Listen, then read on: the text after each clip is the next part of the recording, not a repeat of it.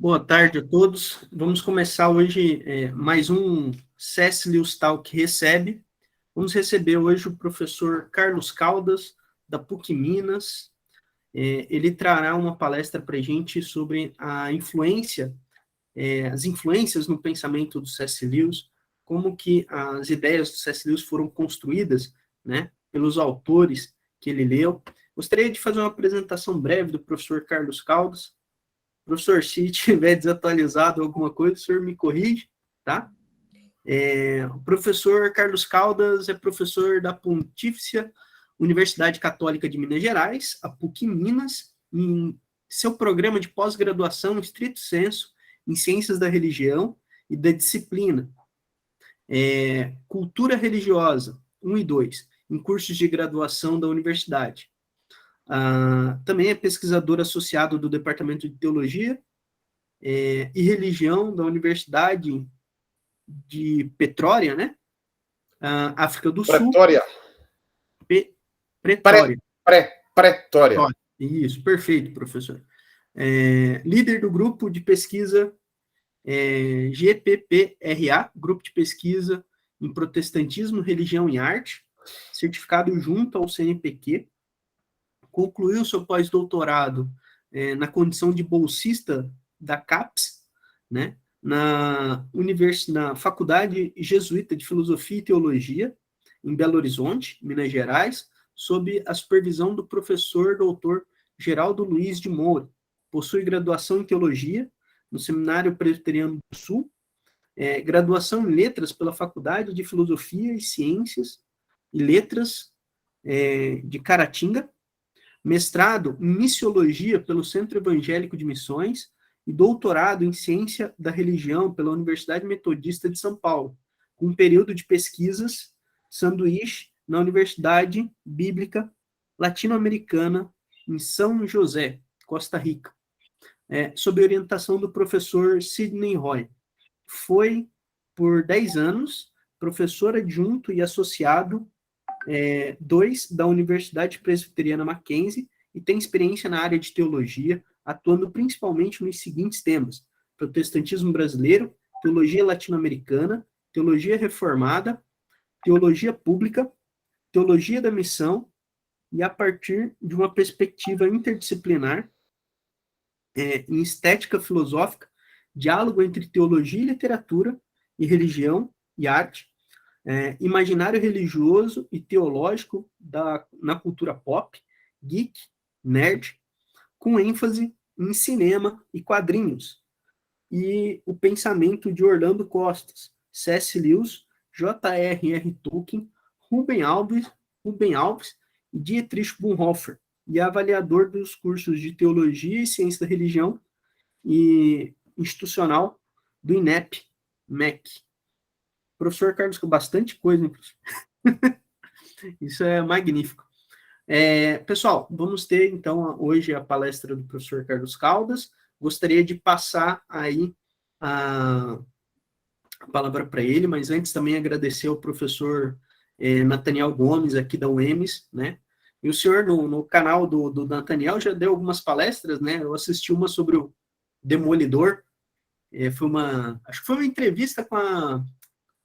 Poxa, Vanderlis. Ela foi minha professora no ensino médio. Olha só. Ela foi muito legal. Foi muito bacana a entrevista. Então, professor, passo a palavra para o senhor. Né? O professor Carlos Caldas vai fazer a exposição dele e depois a gente tem um breve momento de bate-papo. Ok, pessoal? Muito obrigado, professor, e ótima exposição. Muito bem. Muito boa tarde a vocês aí no Mato Grosso do Sul, na bela Campo Grande. Quisera eu que a gente pudesse estar reunido presencialmente. Mas quem sabe, né? Quem sabe numa ocasião futura. Eu gostaria de parabenizar vocês pela iniciativa desse grupo de estudos sobre C.S. Lewis, e o esforço que vocês estão fazendo. A Vanderlis acaba de chegar. Deixa eu falar. Eu acho que ela chegou depois daquilo que você falou, Exato. Davi. Então, deixa eu... Vanderlis, Davi acabou de dizer que foi aluno seu no ensino médio. José Maria Hugo Rodrigues. Na Mata do Jacinto. Aí ela aí, ó. Não acredito. Eu não sei se ela lembra, porque agora eu tenho bem menos cabelo na cabeça e muito mais debaixo do queixo.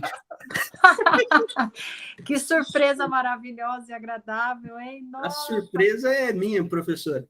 nossa, Excelente. que bom. Fico muito Nós feliz.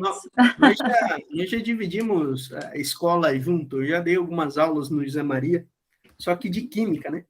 Ai, que bom te reencontrar, hein? Que saudades daquela época. Esses dias eu encontrei o Evandro Pedão. Ele foi lá no Nossa, você é daquela época, hein? Muita ele história.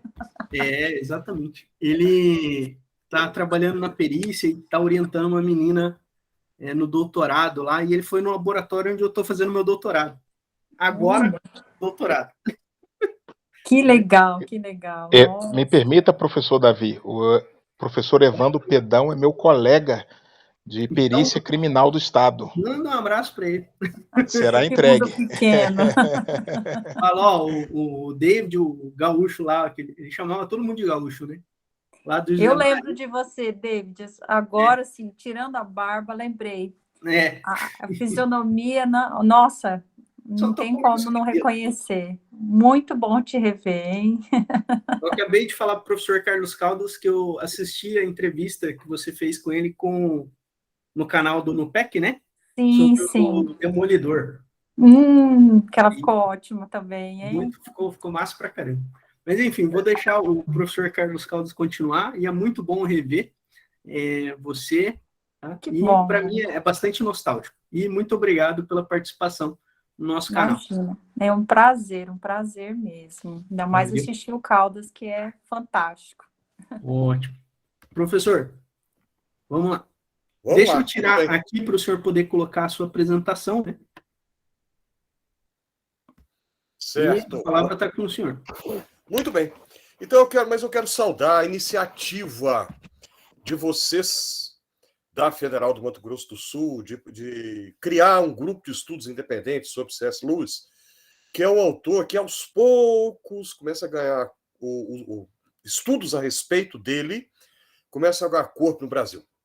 Obviamente que no mundo de língua inglesa, a quantidade de pesquisas em Lewis é interminável, tanto em programas de pós-graduação de literatura, como de teologia.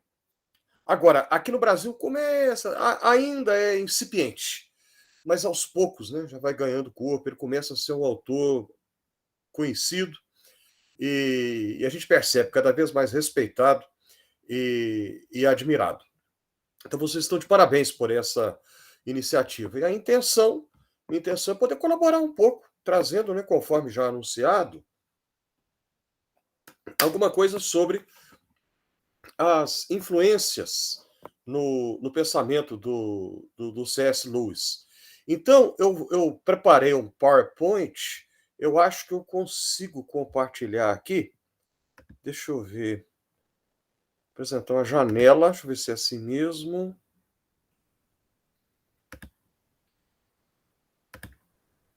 Tá. Aí vocês vão me dizer. Tá, vou aqui ocultar. Tá compartilhando, professor. Apareceu aí? Apareceu. Tá. Isso, perfeito. Então, perfeitamente.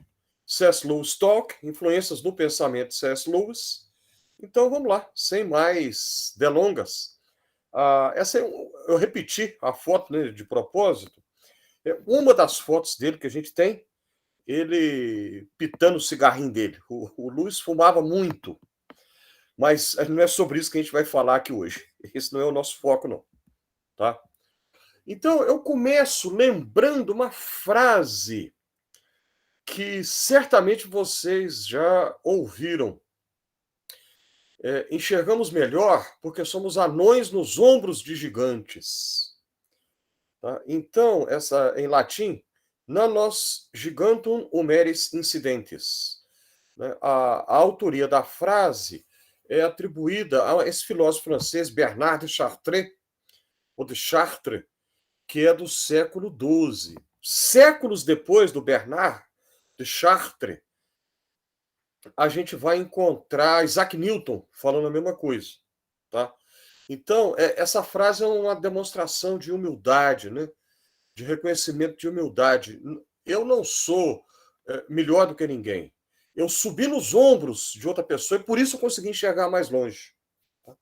E essa frase, a verdade é que ela se aplica a qualquer pensador, não importa a área de atuação, não importa a época. E o que eu pretendo demonstrar para vocês aqui nessa tarde, ainda que de uma maneira breve, é que Lewis não é exceção. Ele era brilhante, genial, mas não é exceção. Ele deve muita coisa a muita gente. Tá? E aí eu trago um versículo da Bíblia, né? O Coelet, né? Que é o Eclesiastes. Não há nada de novo debaixo do sol. Logo no seu primeiro capítulo, o pregador, né? Coelet, né? Que dá título ao livro em hebraico, diz isso. Não há nada de novo debaixo do sol. E que figura é essa aí da sua esquerda? É da Idade Média essa figura. Dá para entender direitinho que é um anão no ombro de um gigante. Isso aí um artista medieval fez a partir de uma lenda da mitologia grega, do gigante Orion, ou Orion. É o mesmo que dá a constelação do Orion, né? Na mitologia grega, o Orion, ou Orion, fica cego. E aí ele coloca um anão, e o anão se torna o guia dele. E aí o anão vai dizendo, vira para aqui, para ali e tudo. O anão é o guia. Aí na mitologia grega a história vai ter um final feliz, porque o guia vai levar o Orion até o Hélios, né, que é o deus Sol, que vai restaurar a visão dele. Mas enfim, deixando a lenda de lado. Lewis não é exceção a essa frase. Enxergamos melhor porque somos anões nos ombros de gigantes. E aí eu trago uma pessoa que, para mim, um outro autor que, para mim, além de Lewis, né, Lewis tem me influenciado há muitos anos, que esse outro autor que eu trago, brasileiro, Rubem Alves, não apenas brasileiro, mas também mineiro, mais do que brasileiro, ele é mineiro. O Rubão, ele dizia uma coisa, aí alguém pode estar pensando, o que o Rubem Alves tem a ver com C.S. Lewis? Aí eu já vou responder, nada, tem nada a ver uma coisa com a outra. Mas tem uma frase do Rubão que eu acho que se aplica aqui. O Rubão sempre dizia, várias vezes ele falou o seguinte, o que nós lemos passa a fazer parte de nós. Então a leitura processa em nós uma transubstanciação, entre aspas. Tem muitas aspas, né? Transubstanciação é o termo técnico que se dá para a compreensão clássica católica romana do que acontece no momento litúrgico da celebração da Eucaristia. Conforme a crença católica oficial, né, do catolicismo romano, no momento da celebração eucarística, que é o coração da liturgia romana, neste momento o pão e o vinho se tornam o corpo e o sangue do Senhor, que o fiel recebe pela fé. Então, o Rubem Alves dizia o seguinte, que isso é uma metáfora do que acontece conosco quando nós lemos. Quando nós lemos, né, aquilo que nós lemos passa a fazer parte de nós. Então, é por isso que eu trouxe o Rubem Alves aqui. Então, agora vejam aí o nosso queridíssimo Lewis. Né? Olha só, eu preciso fazer duas observações, duas ressalvas muito importantes antes de prosseguir. A primeira delas, a lista que eu vou apresentar aqui não tem pretensão, não tem intenção de ser exaustiva. Eu não tenho essa pretensão. Eu não estou dizendo aqui, eis a lista completa das influências que Lewis recebeu. Não.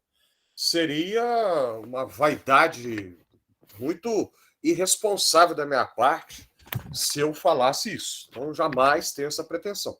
Tá?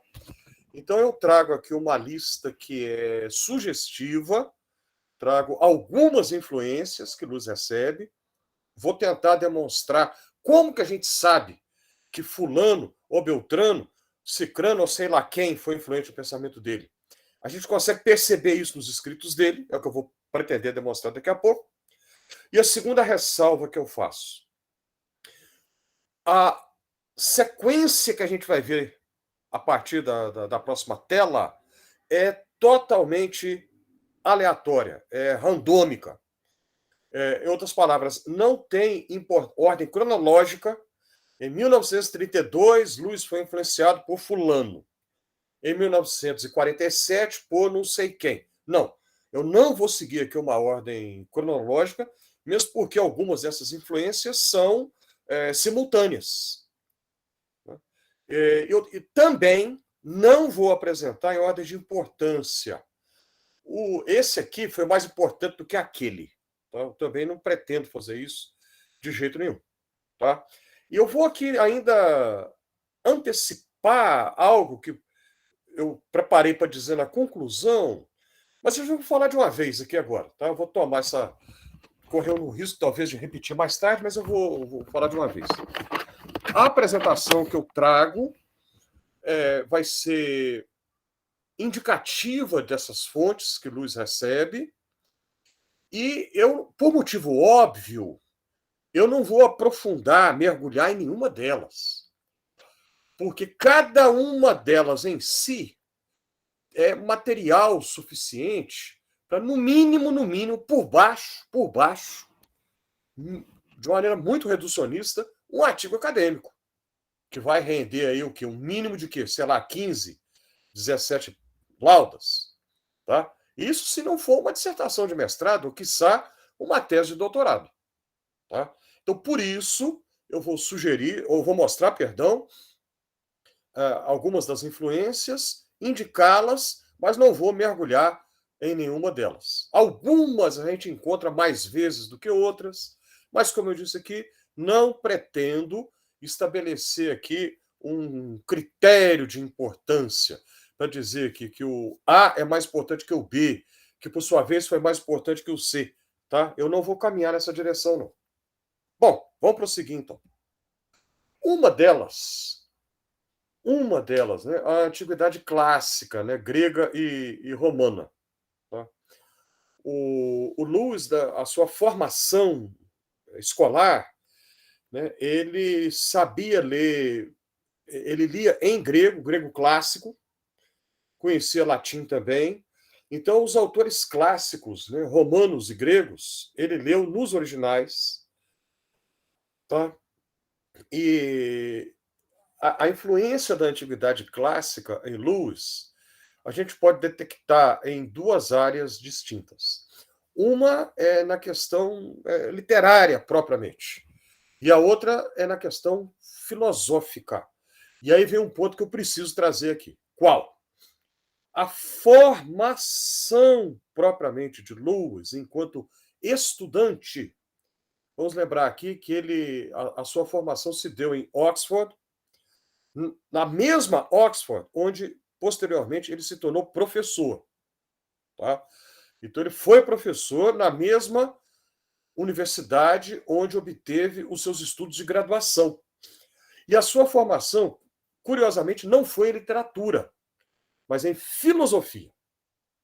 Tá? Muita gente não presta atenção nesse detalhe. Tem gente que pensa que ele foi formado em literatura, mas não. A formação de Lewis, basicamente, a formação básica, perdão, foi em filosofia. Então ele conhecia muito bem a filosofia clássica grega, tá? Do período grego. E aqui a gente tem uma evidência, tá?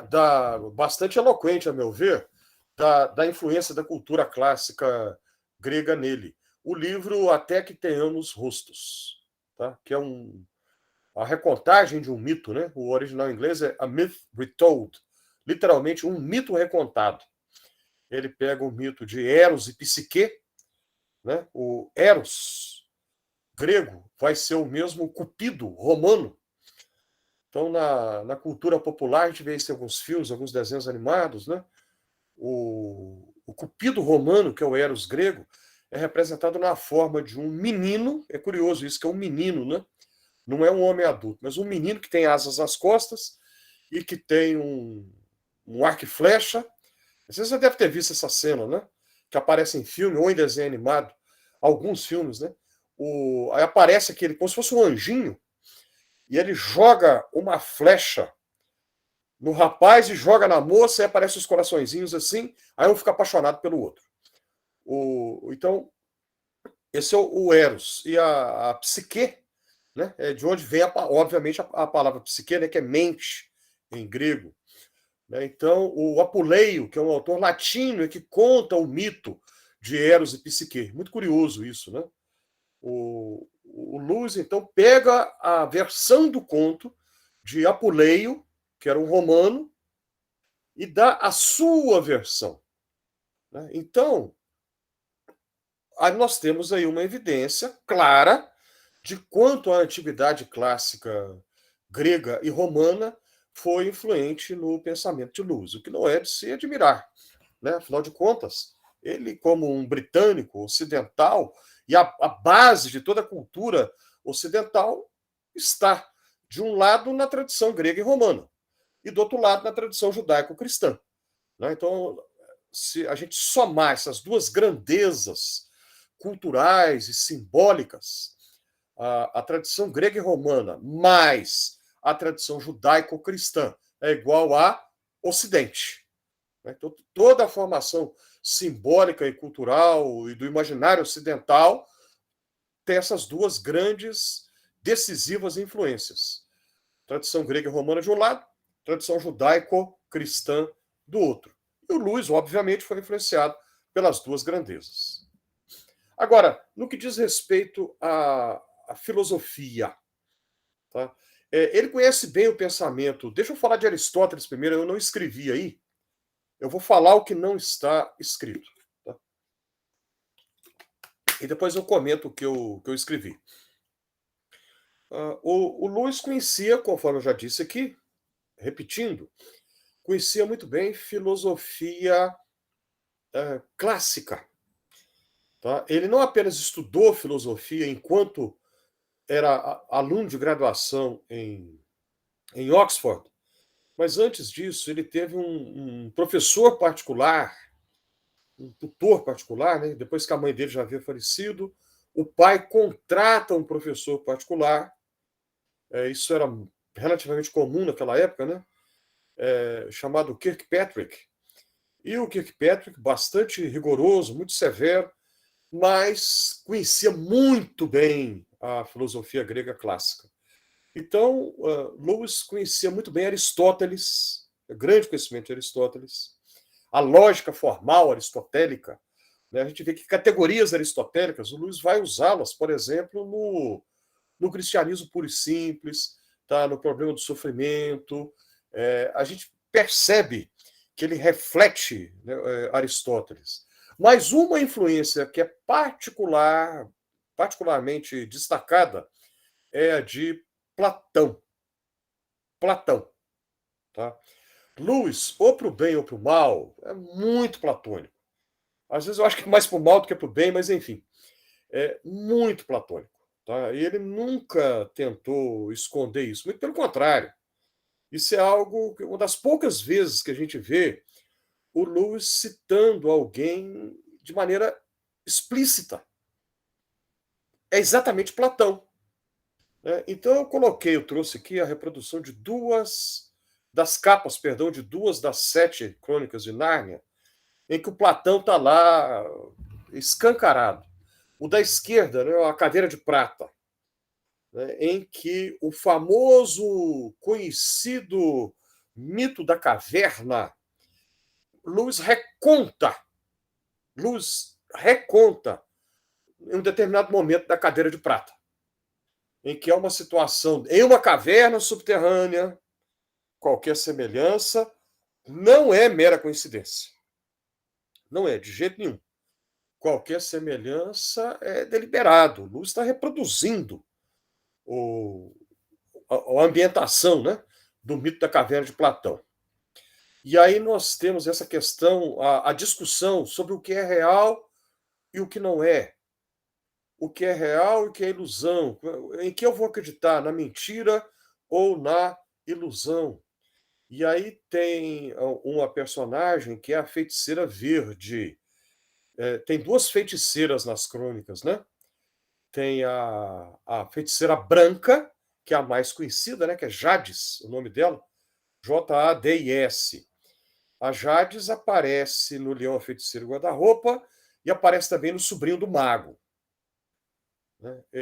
Mas em A Cadeira de Prata, uma outra, que não é mais a Jadis, né, que é a Feiticeira Verde.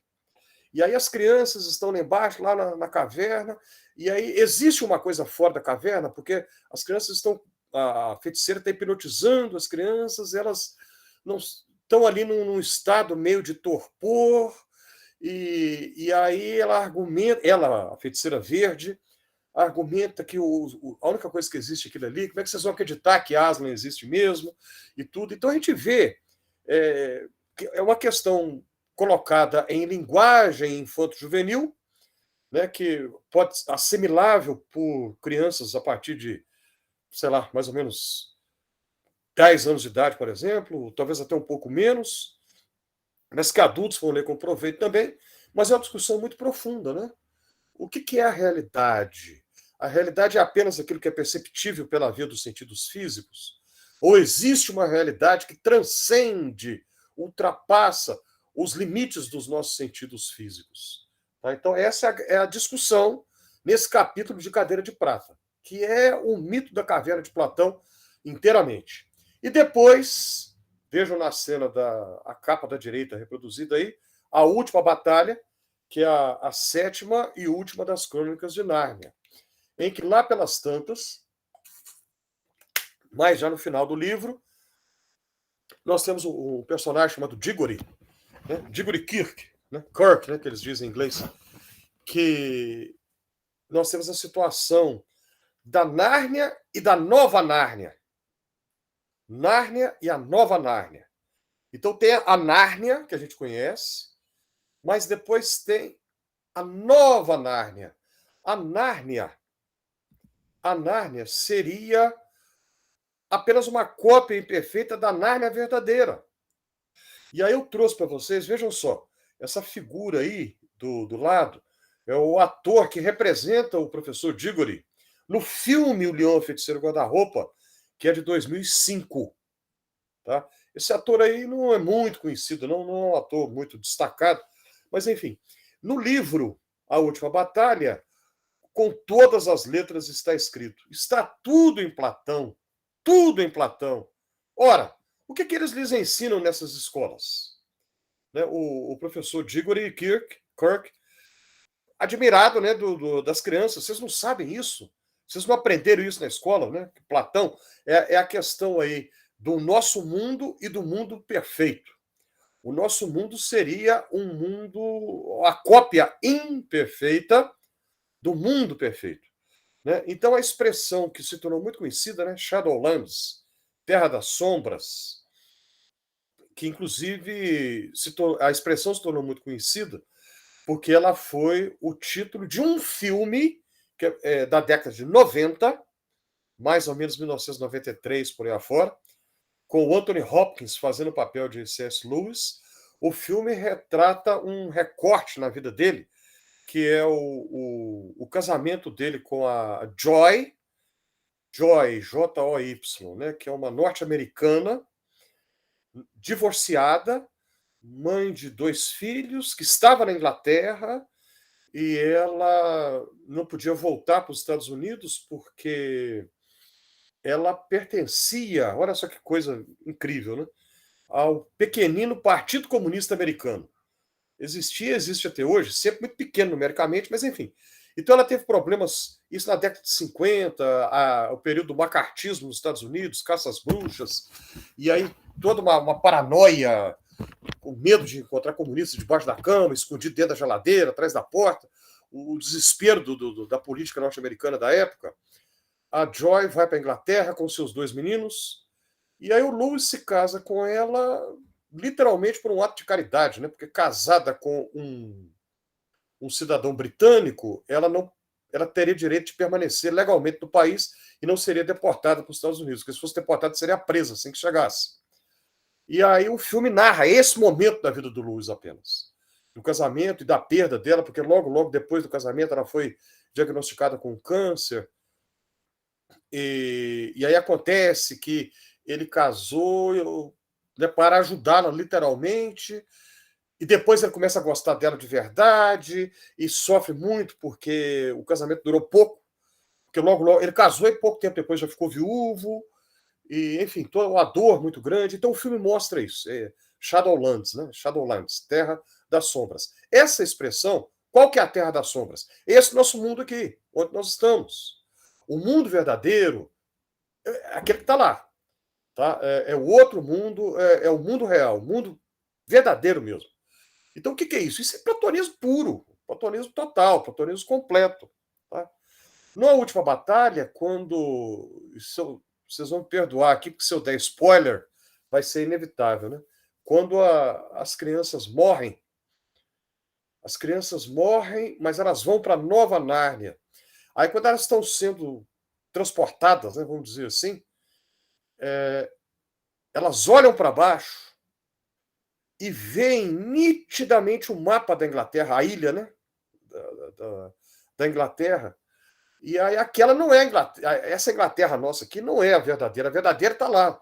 Esse nosso mundo aqui é cópia do mundo perfeito. Ou seja, Platão foi uma das grandes influências no pensamento de Lewis. Vamos para frente, deixa eu prosseguir. Outra influência grande em Lewis, Agostinho, Santo Agostinho. Esse Santo Agostinho, muito conhecido, pelo menos de nome, né? Um dos principais pensadores que o cristianismo ocidental produziu em 2000 anos. Tá? O Agostinho, eu sempre digo o seguinte, uma expressão que eu uso sempre, é o seguinte, imagine a letra V. A letra V. Então, nós temos duas linhas, né, uma perpendicular em relação à outra, mas tem aqui o vértice, né, que é de onde parte uma linha e parte a outra. Imagine que uma dessas linhas aqui é o catolicismo romano. A outra é o protestantismo. O Agostinho está aqui, esse vértice.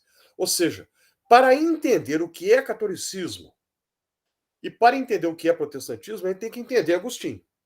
Se não tiver uma noção mínima de Agostinho, não vai entender nenhum nem outro. Tá? Então, Agostinho, que é central para a gente poder entender o que é catolicismo e o que mais tarde será o protestantismo, foi uma influência muito grande no pensamento de Lewis também. Tá? Outra influência notável. Quando a gente lê o Cristianismo Puro e Simples, e mais tarde eu pretendo falar sobre esse livro aqui. O livro vai voltar aqui para a nossa apresentação. Em determinado momento do Cristianismo Puro e Simples, ele vai discutir a moral cristã. E ao discutir a moral cristã, o Lewis vai colocar orgulho como sendo o pior dos pecados, o primeiro dos pecados. Essa não é uma ideia dele, Lewis. Essa ideia é de Agostinho. A ideia é completamente agostiniana. Mais tarde, depois de Agostinho, a gente vai encontrar, por exemplo, Tomás de Aquino, São Tomás de Aquino, também influenciado por Agostinho. O Aquino que vai propor o tema das virtudes, né? As virtudes e os pecados. Ele recebe influência de Aristóteles também. Né? Aquino foi o responsável por, entre aspas, batizar Aristóteles, né? E assim como Agostinho foi o responsável por, entre aspas, batizar Platão. Bom, então Agostinho foi muito influente em todo o cristianismo ocidental e muito influente em Lewis, em particular. Bastante influente em Lewis também. Tá? Então, ao contrário do que algumas pessoas podem pensar, que para Agostinho o pior dos pecados seria alguma coisa ligada à questão de natureza sexual, porque, de fato, Agostinho vai dar uma ênfase muito grande nesse tipo de questão. De fato, ele vai colocar isso com muito peso. Mas, em Agostinho, o pior dos pecados não está ligado a nada de natureza sexual, mas é o orgulho, que é um pecado, entre aspas ou sem, não sei, né? Se é com ou sem aspas. É um pecado mental, né? Não é um pecado corporal. É um pecado que acontece na mente. Né? E do orgulho virão todos os demais pecados. E o Lewis absorve e assume essa ideia. Ao mesmo tempo, a questão de tempo. A compreensão de tempo que Lewis tem é agostiniana. Agostinho foi muito à frente do seu tempo em muitas questões. Uma delas é a compreensão de tempo que ele tem. Né? Quando a gente estuda técnicas de redação, então é muito comum professores de redação vão falar e vão ensinar, né, aos seus alunos como construir uma redação. E aí vai ter que ensinar a interpretação de texto. É muito comum falar sobre a diferença de tempo numa narrativa literária, né?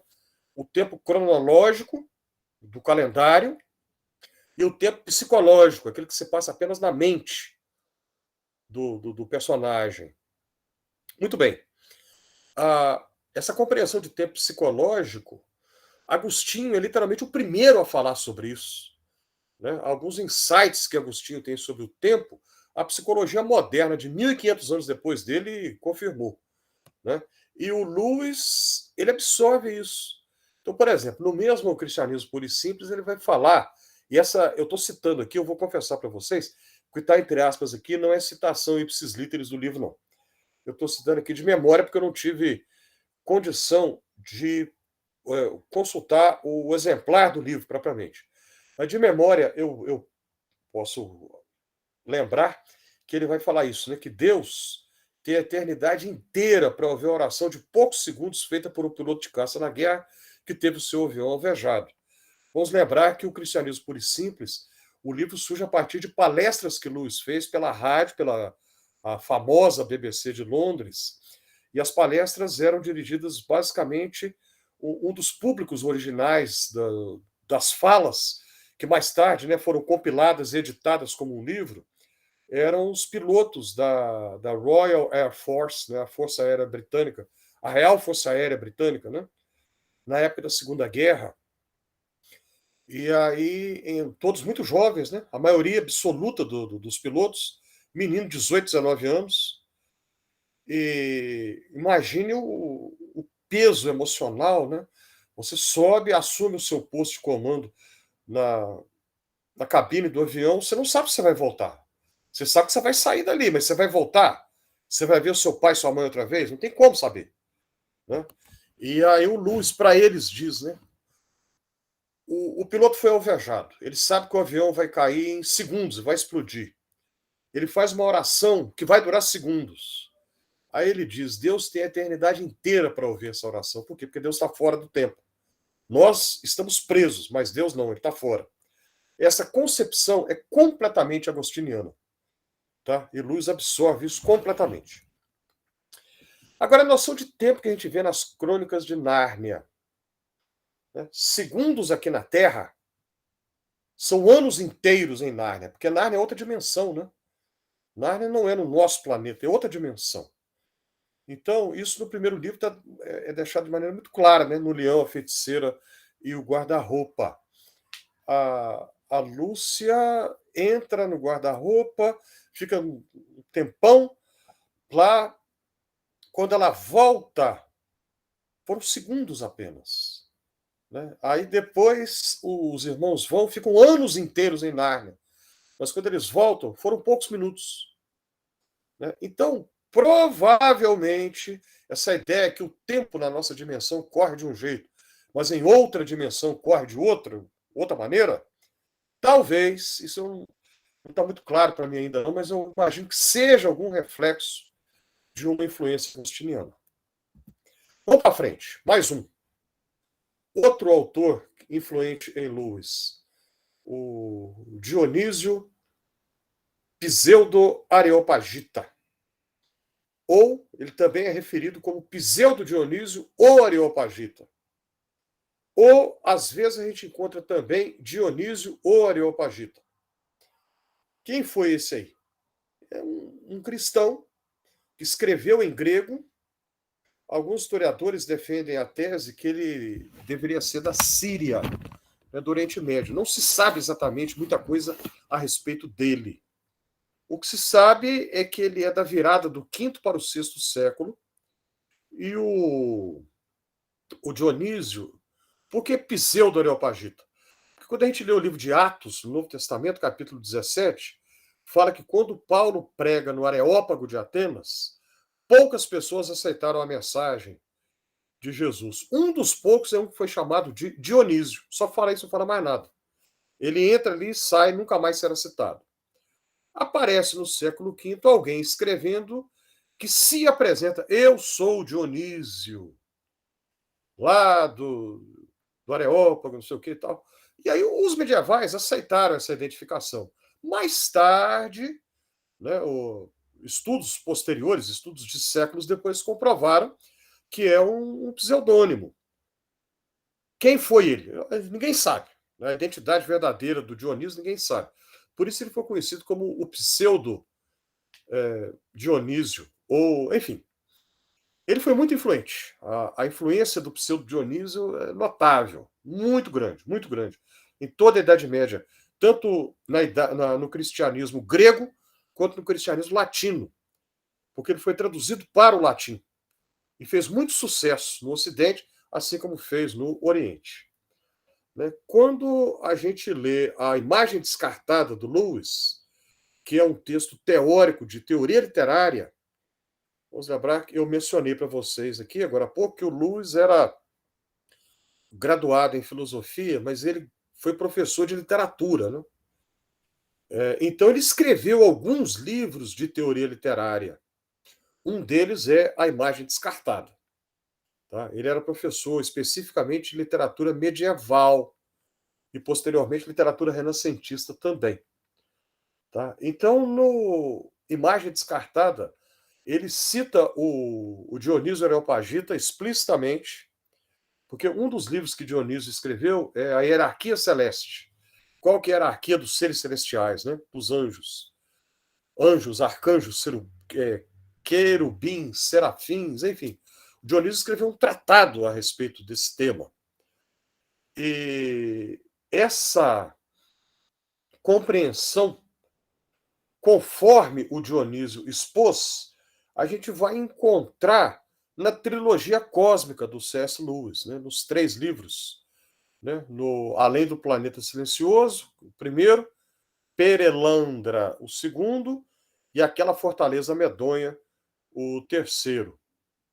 Tá? Eu vou pedir permissão para vocês aqui, com todo respeito, para fazer uma referência na primeira pessoa do singular. Agora, em 2019, eu tive uma surpresa imensa, uma surpresa muito, muito grande, que nunca nessa minha vida eu pensei que um dia poderia acontecer, quando eu recebi da parte da editora Thomas Nelson um convite, proposta, para fazer uma nova tradução da trilogia espacial do Lewis. Então, nunca nessa minha vida eu pensei que um dia eu iria trazer Lewis para o português do zero. Bom, mas enfim, deixa eu fechar o parênteses aqui. Eu não quero falar sobre mim, não. Então, eu tenho que falar sobre essa influência do Lewis, que foi o Dionísio Areopagita, um autor de grande influência no pensamento medieval, e que ele absorve isso e vai colocar claramente na trilogia cósmica. Outra influência, a tradição da cavalaria medieval. Essa é outra influência grande. Eu acabei de falar aqui para vocês, né, como que Lewis ele foi professor de literatura medieval e renascentista. Aí, lógico, ele conhecia a chamada matéria da Bretanha, conhecia toda a tradição inglesa e francesa dos romances de cavalaria, conhecia isso muito bem. Tá? Então ele conhecia a tradição do chevalier, né? Chevalier, né? Cavaleiro, né? em francês. E o Lewis vai afirmar isso explicitamente. Isso o quê? Ele vai falar que a cavalaria é uma ideia distintamente cristã. A cavalaria é uma ideia cristã. E se a gente parar para pensar, faz todo sentido do mundo. Tá? Porque, veja bem, acompanha o raciocínio. Antes do surgimento da instituição da cavalaria, e a gente tem especialmente a historiografia dos franceses, né? Os grandes medievalistas da França, Georges Duby, Jacques Le Goff, né? Tem muita coisa escrita sobre isso. Ele escreve muito sobre a instituição da cavalaria, né? Que era uma instituição de um caráter religioso. Né? O cavaleiro medieval, né? O chevalier, ele é um servo de Deus. Então, havia dois servos de Deus na Idade Média. Um é o padre, que está na igreja ou então está no convento, né? No mosteiro. O outro é o cavaleiro, que está na rua, na sociedade. O cavaleiro medieval, ele é apresentado como aquele que tem a virtude completa, né? Ele tem a virtude de caráter, tem que ser uma pessoa de caráter, ou seja, alguém que tem honra, justiça, solidariedade. O caráter tem que ser nobre. Mas tem também a virtude física, porque ele aprende combate. Combate corporal, com arma, sem, como atacar, como defender. Para quê? Para que aprende a luta corporal? Para defender quem não sabe lutar. Essa ideia motivadora da cavalaria. Então, o cavaleiro, então, é aquele que vai passar por um ritual que é semelhante ao da ordenação sacerdotal. Aí, antes de ser sagrado cavaleiro, tinha que passar uma noite em oração, sozinho, absolutamente só, completamente só, a noite inteira em oração. No dia seguinte receberia a sagração, né, como cavaleiro.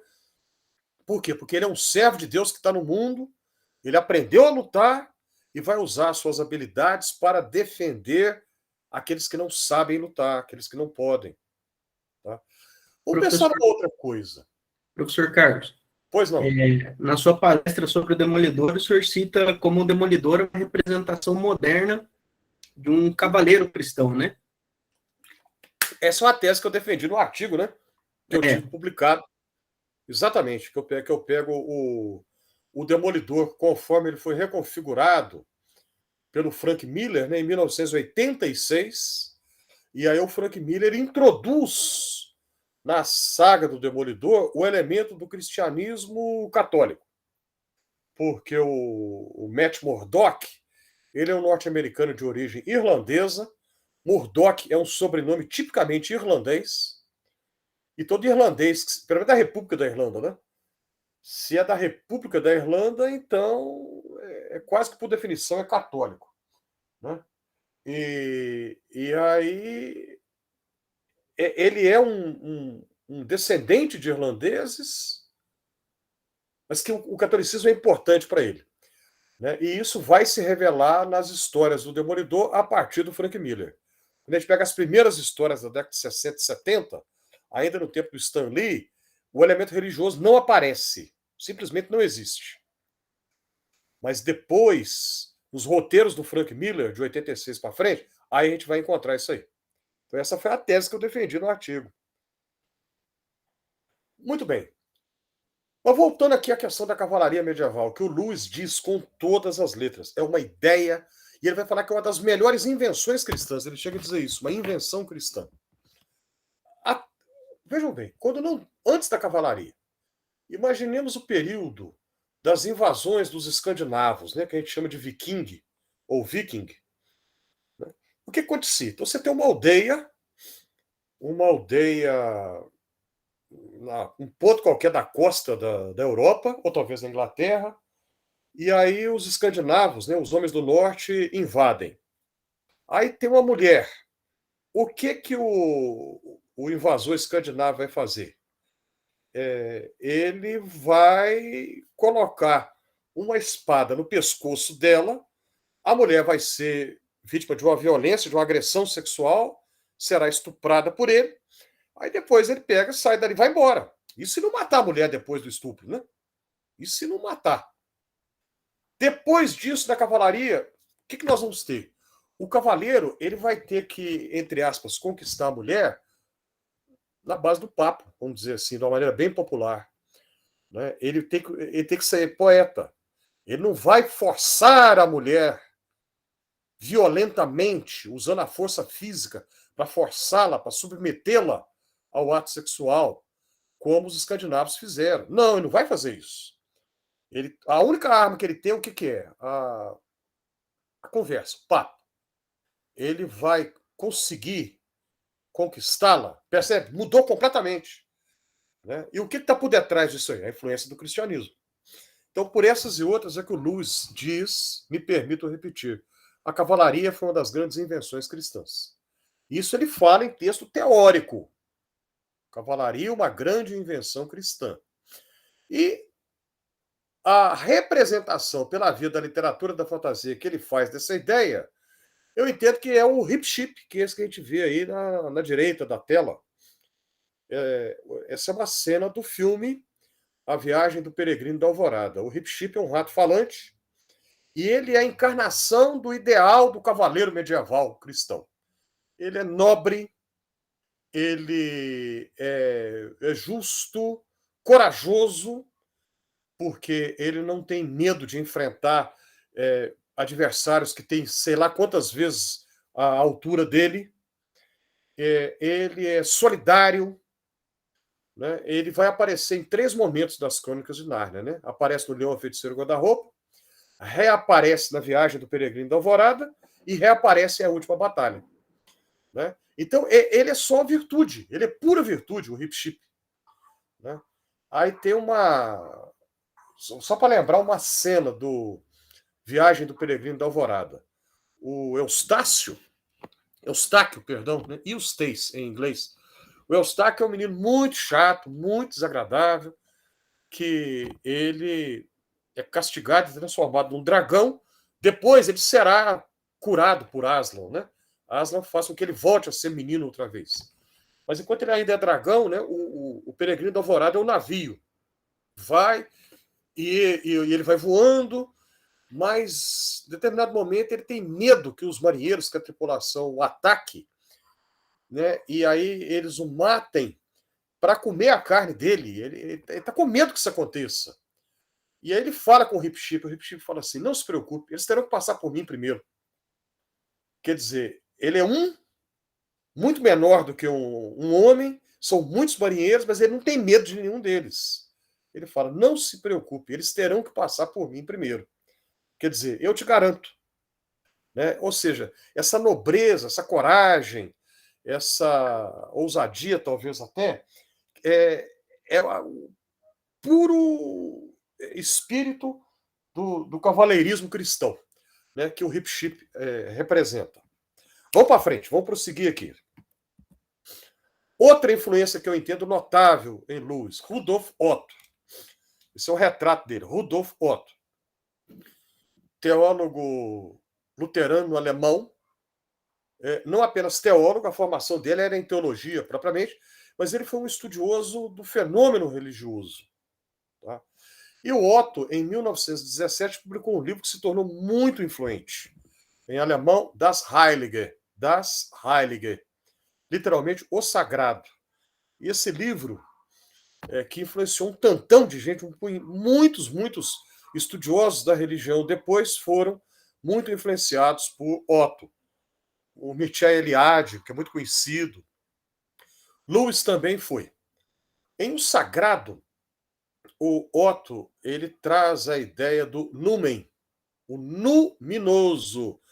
Não é luminoso com L, não, é luminoso com N de navio mesmo. Numen. Ô, professor, você errou aí, né? A nuvem que você queria escrever. Não é nuvem, não. É numen mesmo. Do jeito que está escrito aí, N-U-M-E-N. Numen é a palavra latina, né, para que ele usa para descrever a realidade que está acima e além dos nossos sentidos físicos, que o Otto denominou de Mysterium Tremendum et Fascinans. Um mistério que é amedrontador e fascinante. Então, é uma realidade além da capacidade humana de compreensão, por isso que é Mysterium, além da capacidade humana de compreensão, além dos limites da lógica humana, tá? Então não pode ser explicado racionalmente. Essa realidade, ela é terrível, ela dá medo, mas ao mesmo tempo ela atrai. Por quê? Porque ela é bela. Ela é terrível e bela. Bela e terrível. Tá? Então, essa ideia do sagrado que o Otto vai identificar com o Deus da revelação judaico-cristã, essa ideia, eu entendo que Lewis absorve. Então, a gente vai encontrar em Milagres, o Lewis cita Otto explicitamente, ele fala, o professor Otto. Agora, como que Lewis apresenta ou representa Aslan? Então, no Leão, a Feiticeira e o Guarda-Roupa, a gente encontra, mais ou menos no início do livro, um diálogo. A Lúcia, que é a menina, né, que vai para lá, ela encontra um fauno, né, que é o senhor Túminus, né, Mr. Túminus. O fauno, né, uma figura da mitologia grega. E, aliás, deixa eu abrir um parêntese aqui. É porque o Lewis não conhecia a cultura brasileira, né? Se ele conhecesse, ao invés de um fauno, eu acho que ia ser um saci pererê. Bom, fechado aqui o parêntese. Então, olha só. Então, eles estão falando, conversando, né? O senhor Túminus. Para quem lembra do filme, né, de 2005, quem fez o papel de senhor Túminus foi o James McAvoy, que é um ator escocês que eu sou fã dele. Um ator que é muito talentoso. Bom, mas enfim. Aí o diálogo. O Túminus fala então do leão, que eles esperam que volte para Nárnia, que é muito tempo que ele foi e não volta e tudo. Aí a menina, a Lúcia, leva um susto, né? Leão? E aí ela pergunta, né? Ele é manso? Ele é manso? Aí, agora eu tô vendo aqui, foi um equívoco meu, eu confundi aqui o Túminus com o castor. Mas, depois eu vou corrigir aqui. Manso? Disse o senhor Túminus. Quem disse alguma coisa sobre ser manso? Claro que ele não é manso. Mas ele é bom. Se fosse fazer uma refilmagem, se eu fosse o diretor, eu diria para o ator nessa hora.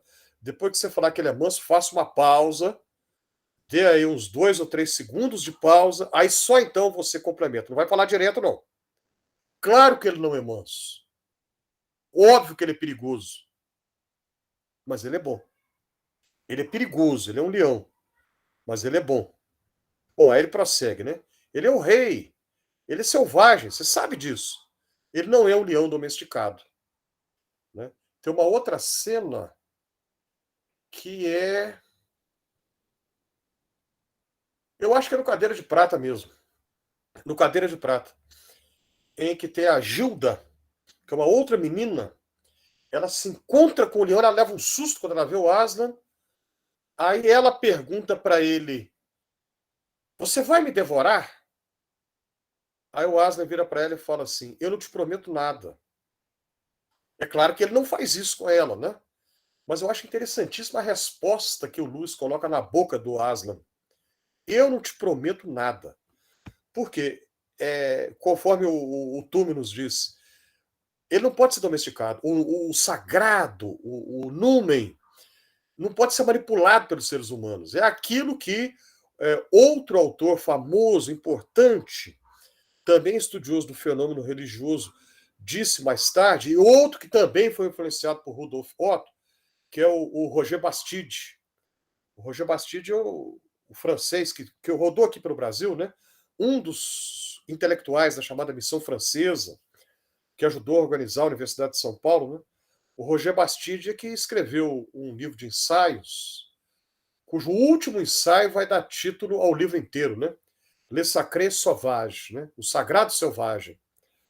Né? Então, o Bastide, ele revela também ser influenciado por Otto, e essa ideia do sagrado selvagem, o sagrado que não pode ser domesticado, é o que o Túmulo está falando aqui. Aslan é um leão que não é amestrado, não é leão de circo. Ele não faz o que a gente quer que ele faça, ele faz o que ele quer. Ele vai e volta quando ele quiser.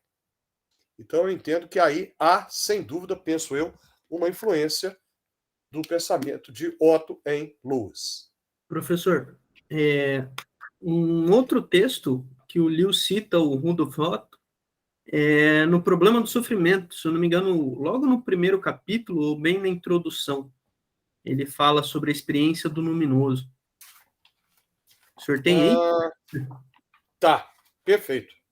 É um outro texto. E é realmente, não só nesse, mas ele vai citar é um autor realmente influente no pensamento do Lewis.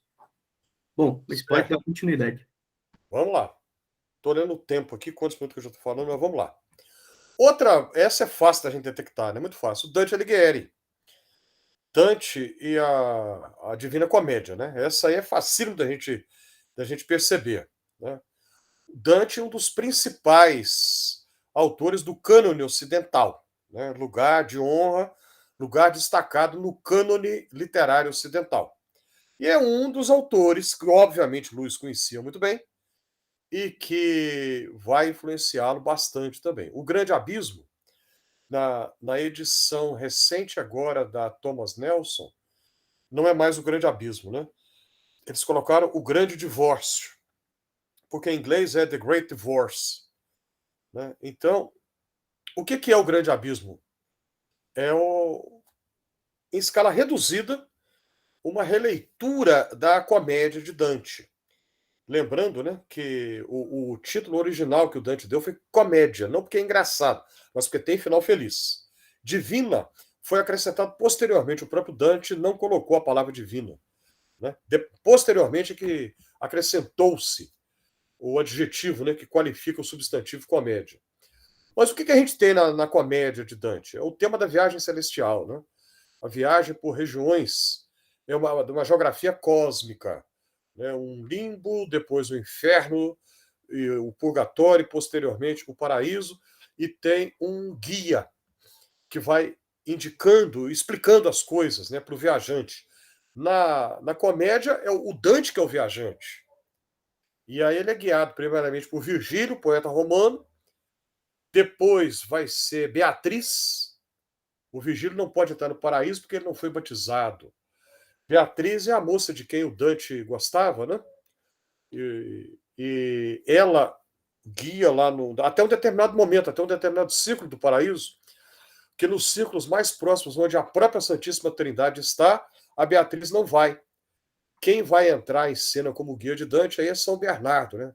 Bernardo de Claraval. Tá bom. Esse papel no Grande Abismo é George MacDonald que vai representar. Então, para quem já leu O Grande Abismo, né? O paraíso propriamente não é mostrado. O livro termina antes que mostre essa parte. Mas essa ideia da viagem numa geografia cósmica, não é o nosso mundo aqui, mas é outra dimensão, e tem alguém que vai explicando tudo. Isso é Dante Alighieri puro, na Divina Comédia, e também não foi o Dante que inventou isso, né? Só desvendo aqui um pouco o assunto, esse é um tema que aparece na literatura apocalíptica judaica, né? Pouco antes, né? Muito antes, não. Pouco antes de Jesus nascer, o livro de Enoque, né? Que não entra no cânon bíblico, né? O livro de Enoque não entra nem no cânon católico, nem protestante, né? Porque não está na Bíblia hebraica propriamente, né? A tradição judaica rejeitou.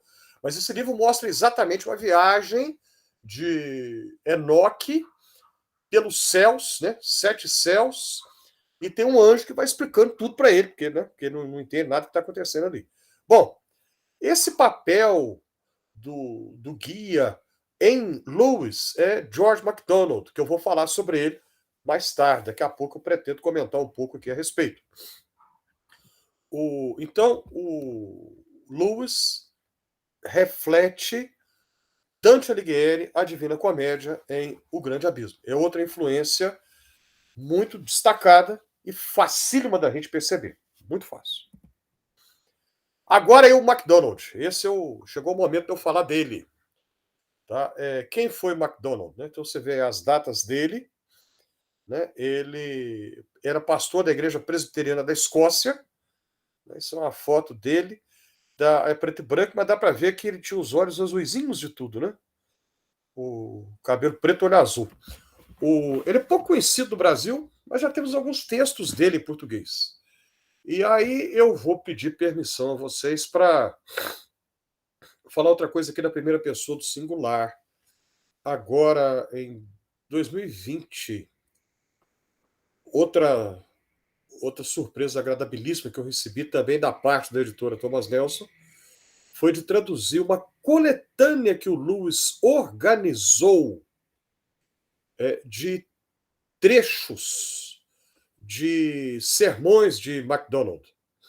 O Lewis gostava tanto de MacDonald que ele pegou os sermões que MacDonald pregou e fez uma seleção, uma antologia de textos de MacDonald.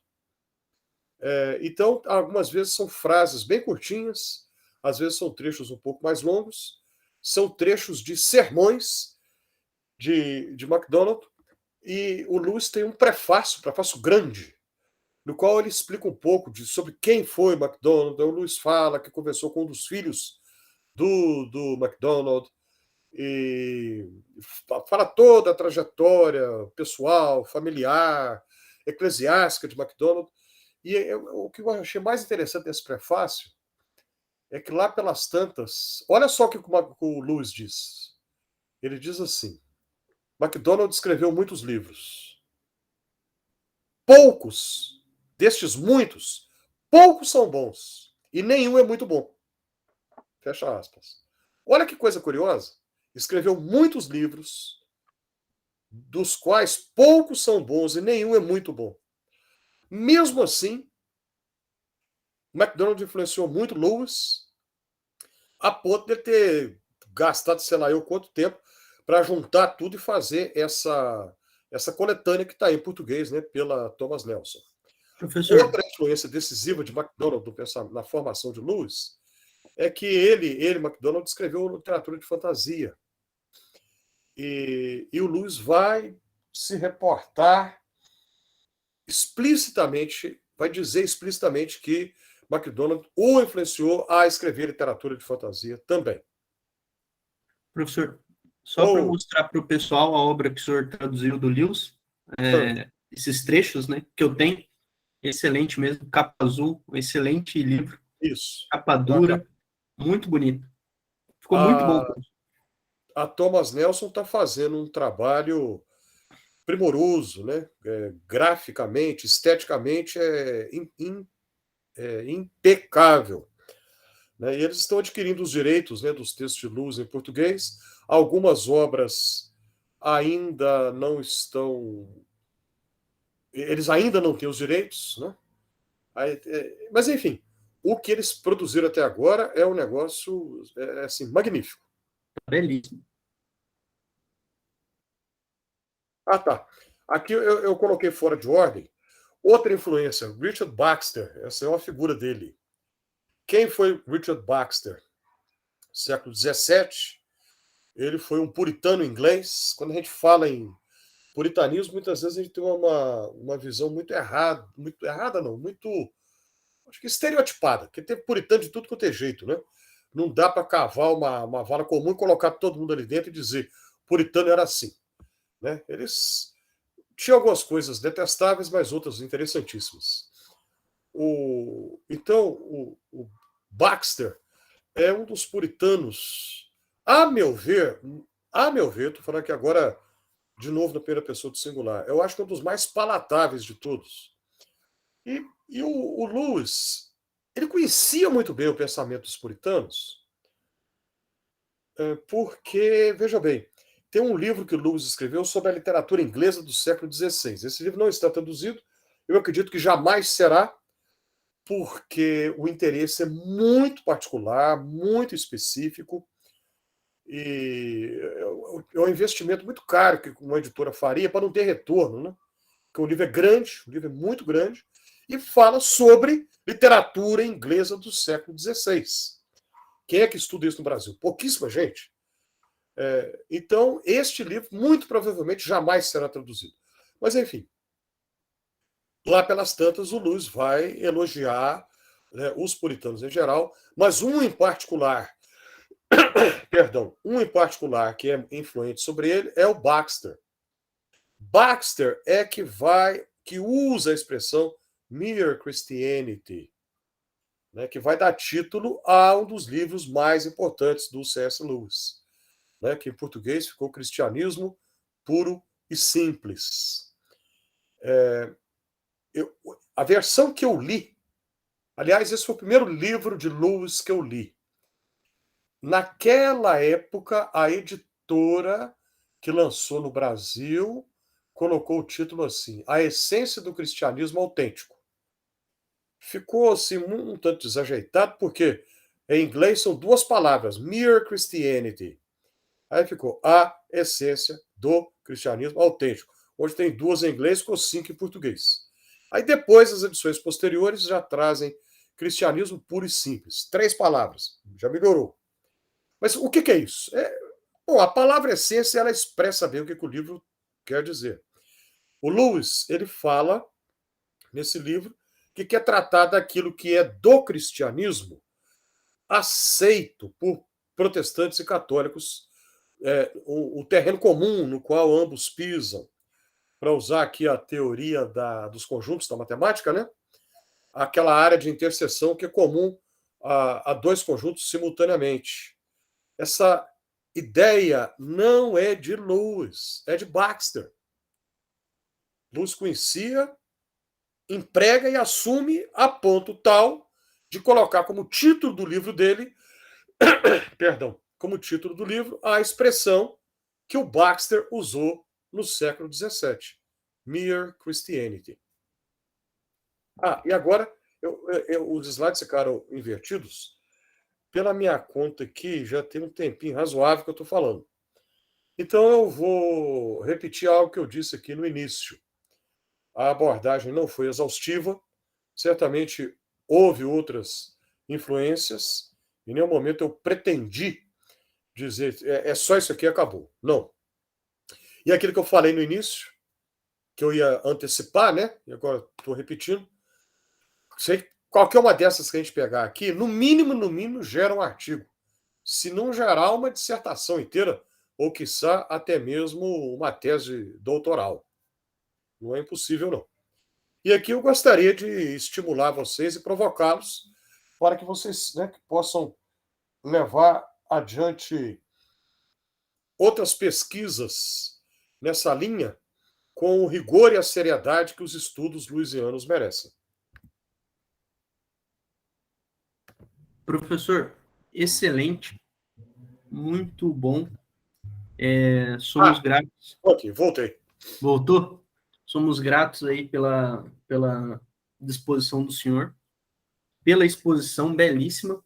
Eu gostaria agora de abrir para algumas perguntas, para as pessoas interagirem, né? Temos aí pessoas que estão com a gente no grupo estudando livros, convidados também que entraram aí, então gostaria de abrir para que o pessoal possa conversar um pouquinho, para a gente trocar uma ideia. Alguém aí que já tem uma pergunta, quer fazer algum comentário, pode abrir o microfone e falar.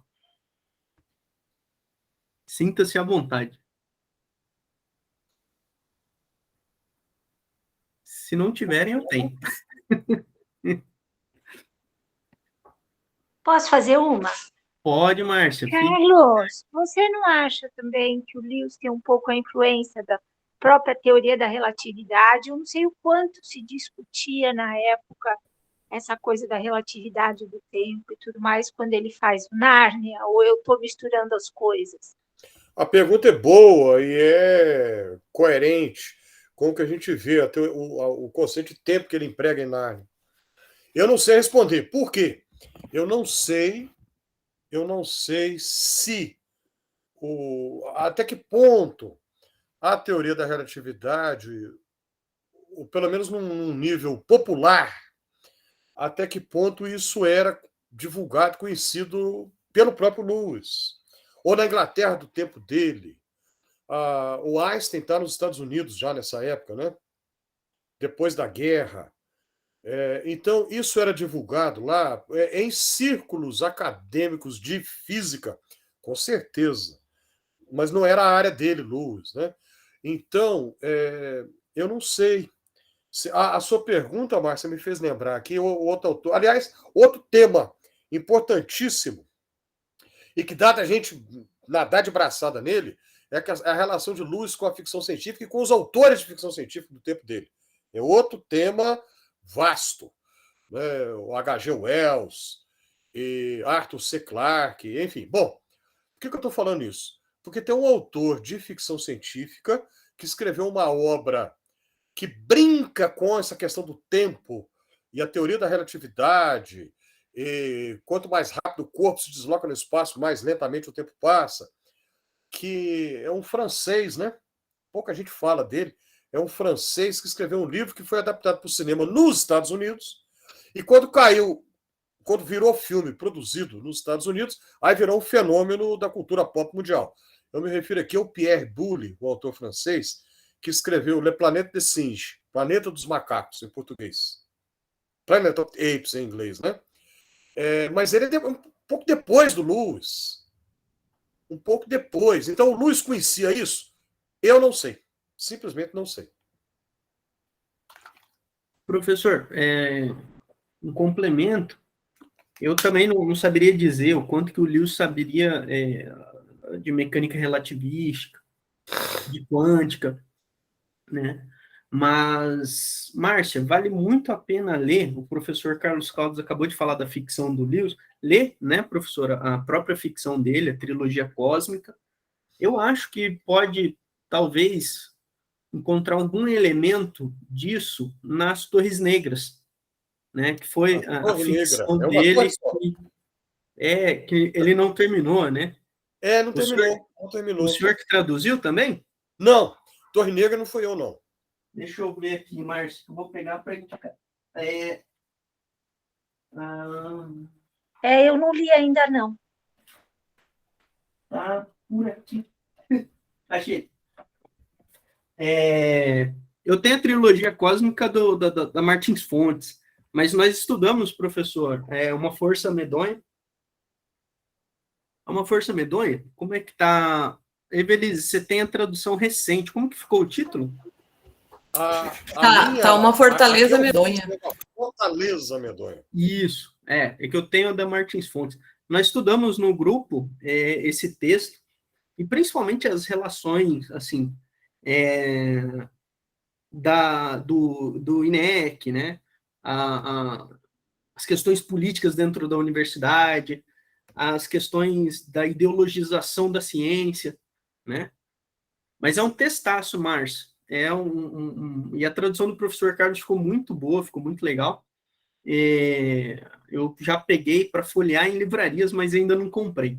Mas, Márcia, vale muito a pena. Olha, Evelise, tem aí, ó. Ficou belíssima a capa. Esse daqui, sobre histórias, tem alguns textos do Lewis que ele vai abordar esse aspecto da ficção, né? Científica. Sobre a ficção científica, uma resposta ao professor Haldane e também Propriedades Irreais, que ele trata sobre ficção científica. Também a Torre Negra. Religião e Foguetes Espaciais também. Isso, Religião e Foguetes no A Última Noite do Mundo, né? E as Torres Negras, o conto que está aqui, a Torre Negra, né? O conto que está aqui, eu acho que acaba por não ter sido terminada, né, professor? Acaba sendo bem mais curto. Eu acho que toca bastante nessa questão. Mas o Lewis influenciou isso, assim, com certeza, um filósofo da ciência que me interessa muito, que é o Michael Polanyi. Em Ciência, Fé e Sociedade.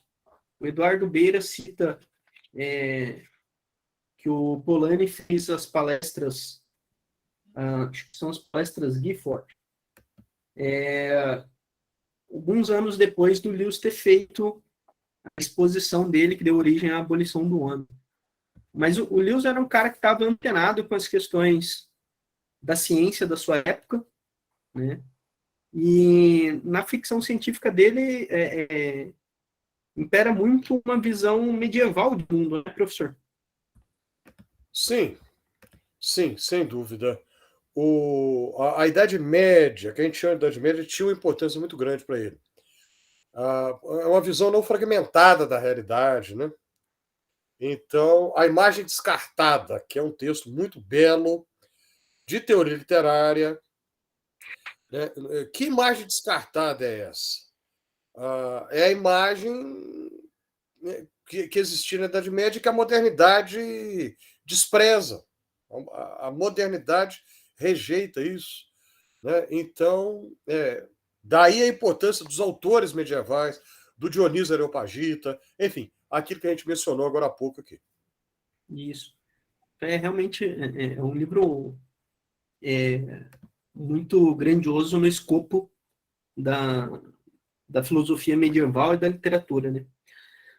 Pessoal, alguém mais com alguma outra pergunta? Márcia, se quiser complementar e trocar uma ideia com o professor, está aberto também.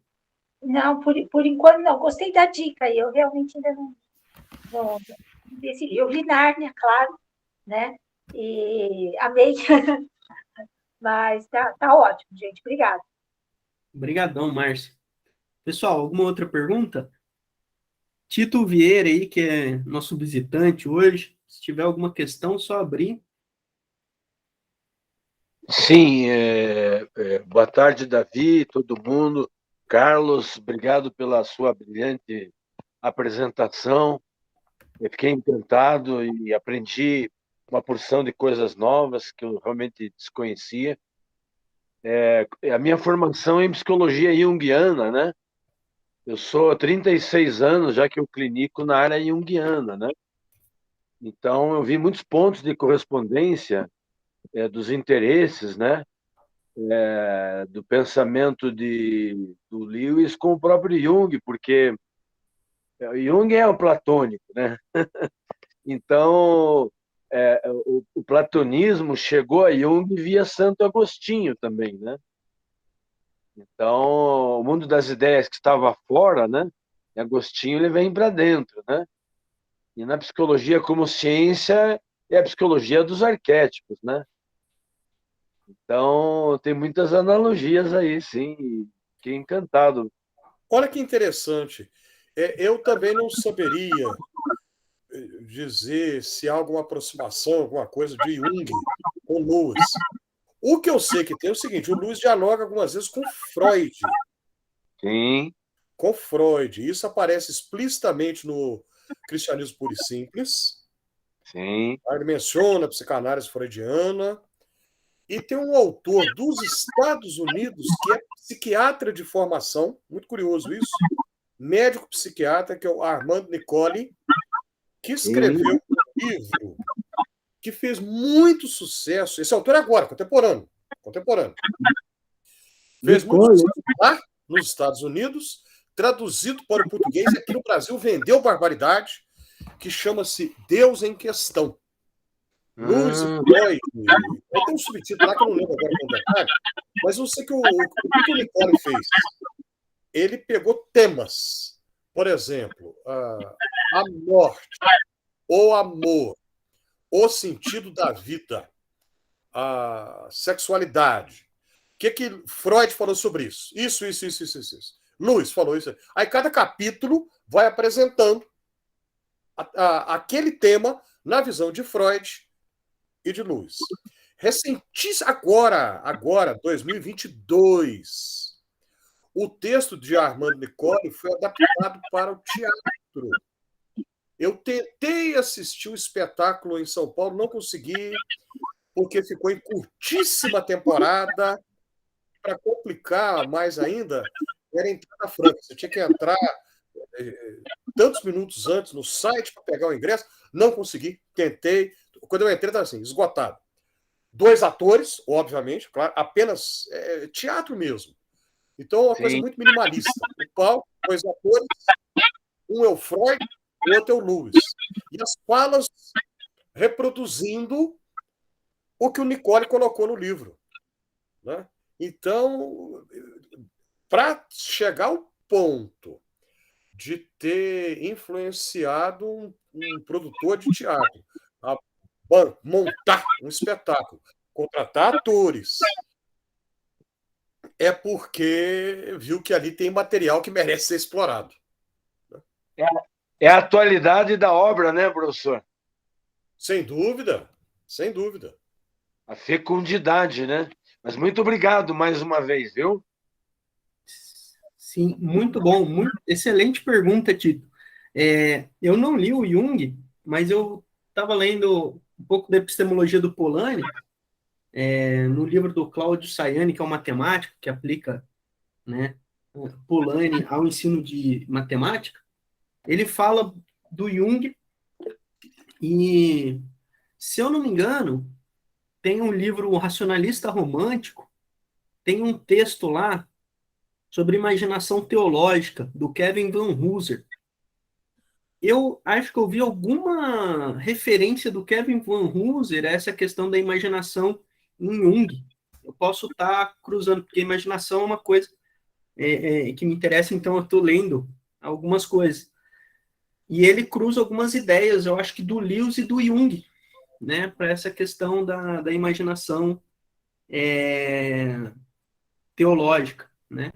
Mas eu acho que nesse ponto da imaginação, acho que vai ter uma conversa, pode existir uma conversa muito legal, mas como o professor Carlos fala sobre, né, isso gerar teses, né, artigos, isso dá um trabalhão, né? Eu, por exemplo, me interesso muito nessa questão da ficção científica, do Lewis, e como que a ficção científica, por exemplo, ela apresenta para a gente,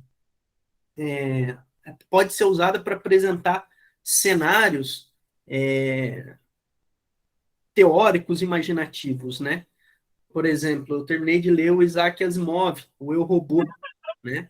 E no final ele coloca todo um governo mundial, e eu falei, caraca, olha aqui, bicho, como que seria, se a gente pensar na possibilidade, né, de como seria um mundo governado por inteligência artificial, do ponto de vista teórico, a narrativa do Eu, Robô apresenta para a gente, né, um cenário teórico de aplicação disso, né? É bastante interessante, né?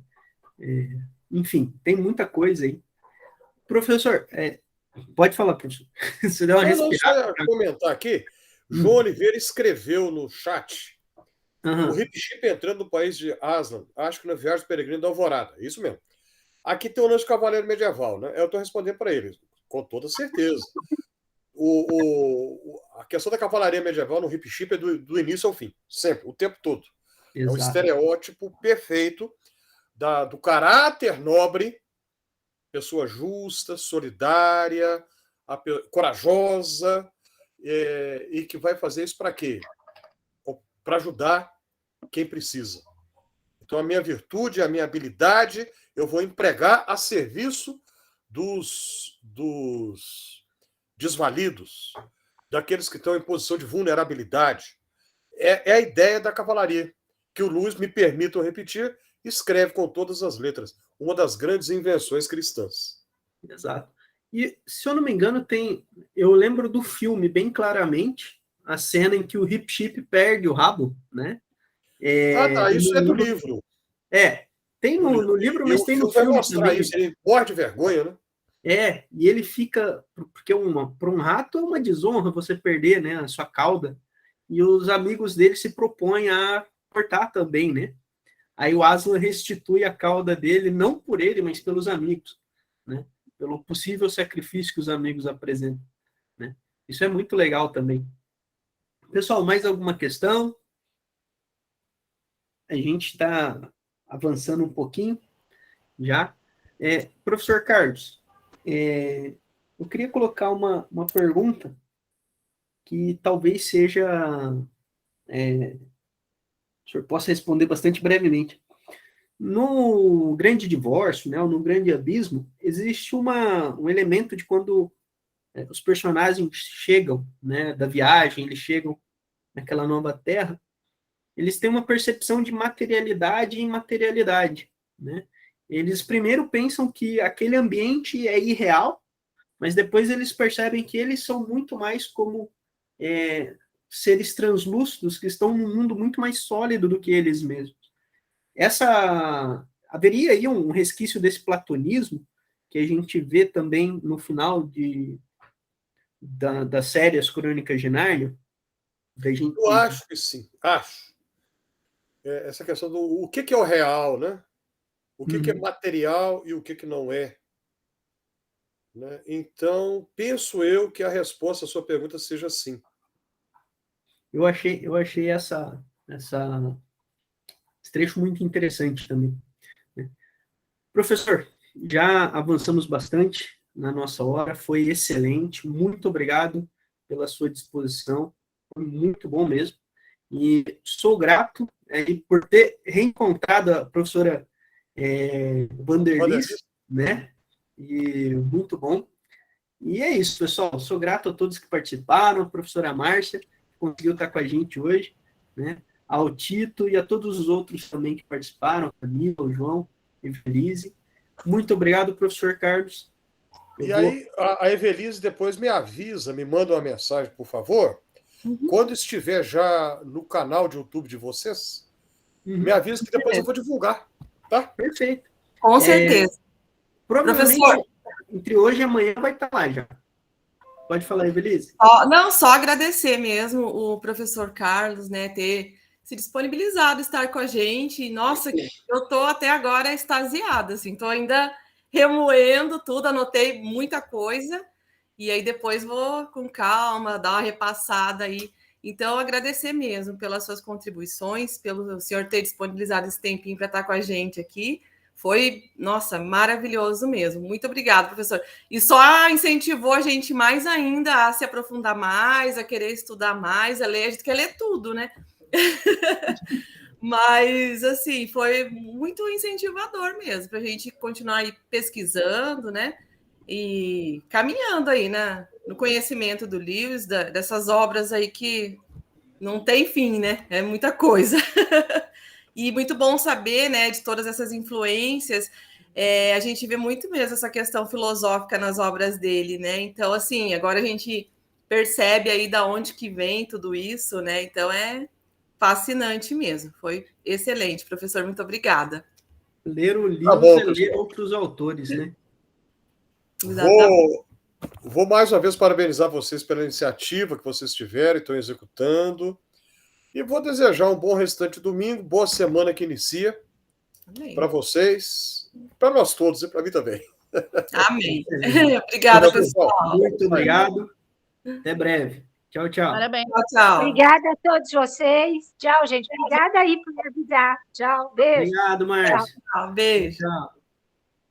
Vou interromper a gravação agora.